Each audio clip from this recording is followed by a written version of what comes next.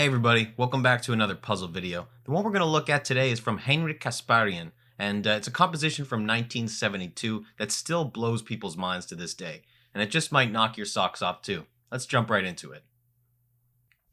In this position, it's white's turn to play, and we can already see two major threats on the board. First, the black king is attacking our knight, and second is this black pawn here on g4, only 3 squares away from promoting.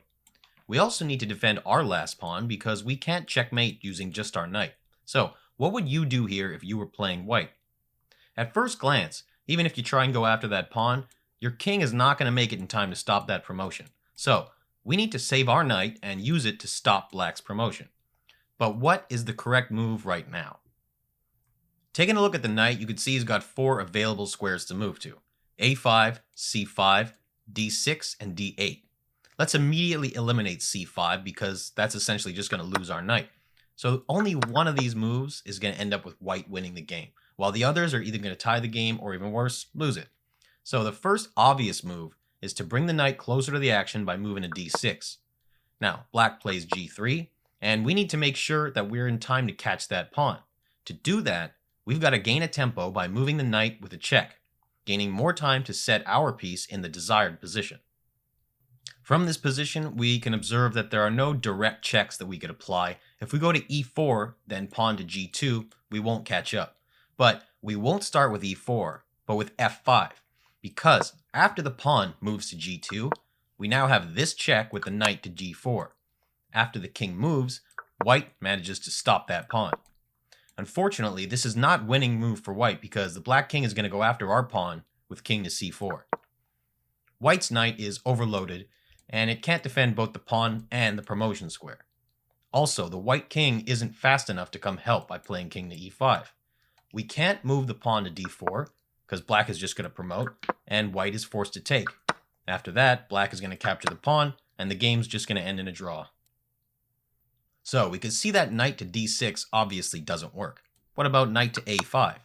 Starting the sequence of moves with a check and getting closer to the black pawn from the back. Now sadly, that move doesn't quite work either, because the black king is just going to end up hunting our knight. b5, knight to b3, king to c4, knight to c1, and even if it seems like we're going to get there in time to stop the promotion with knight to e2, we're going to find ourselves in a really familiar situation, the exact same situation we just looked at, with an overloaded knight defending 2 critical squares. Pawn to g3, white is going to try and get a tempo with a pawn check, but the black king is just going to go to d4. White has nothing else to do but sacrifice that pawn and make a draw with knight to e2, forking black's king and pawn. By process of elimination, we can now see that knight to d8 is the correct move to play in that initial position. This move does work because after king to c5, we have king to e5, making an opposition while also emptying that e6 square for our knight to come in with a check. So after g3, knight to f6, king to c4, getting closer to our pawn. Now here, we've got to be careful not to push the pawn to d4, because we won't be able to catch that g-pawn otherwise.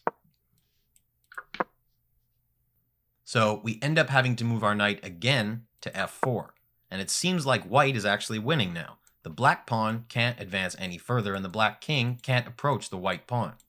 Now remember, black's goal here isn't to win, it's simply not to lose. So he's going to make any sacrifice necessary to get that draw. So black is going to play pawn to g2.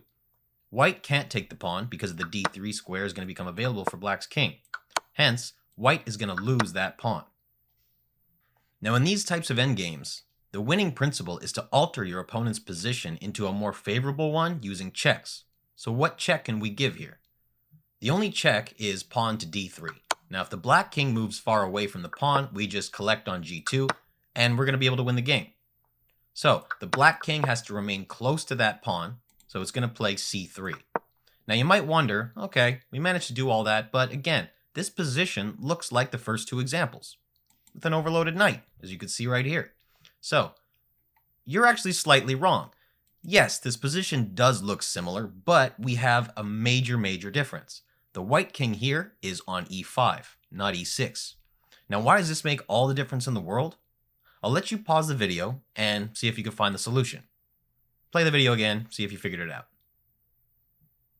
Alright, I hope that when you did pause, that winning move that you found was not pawn to d4, because sadly that move is going to tie the game once more.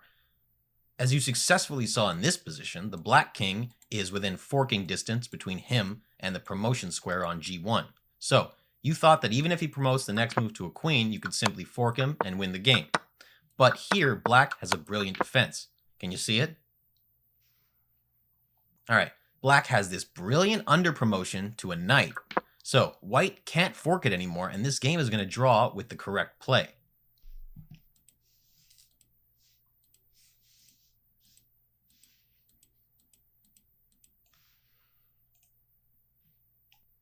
If instead the winning move that you found was king to e4, congratulations. White's king takes over the knight's duty of protecting that pawn, allowing the knight to deal with the other threat, this little pawn on g2. And even if black promotes to a knight, which is the best play in this position, we can see that the black knight is kind of trapped. He can't go to f3 because of the king, and he can't go to e2 and h3 because of the knight. So, you think it's all over? White is won? Not really.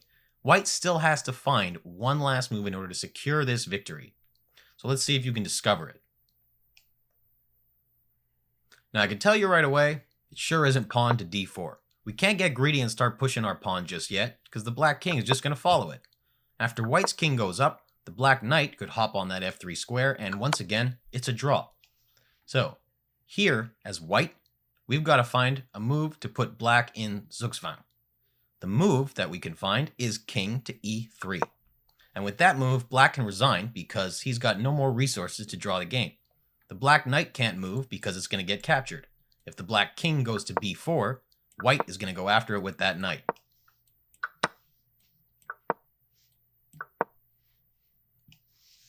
And if king goes to c2, now the pawn can officially start pushing, and black can't catch up to it anymore. I hope you enjoyed Kasparjan's puzzle from 1972, and once again you could see just how important it is to study these kinds of positions, because in chess there's almost always so much more complexity than you could see in the surface. So the obvious move usually is not the best one to make. Thank you for watching. Leave a comment if you managed to solve this without any hints, and as always, if you'd like me to cover a specific topic, write it there as well. Thank you very much and have a great day. Keep on practicing.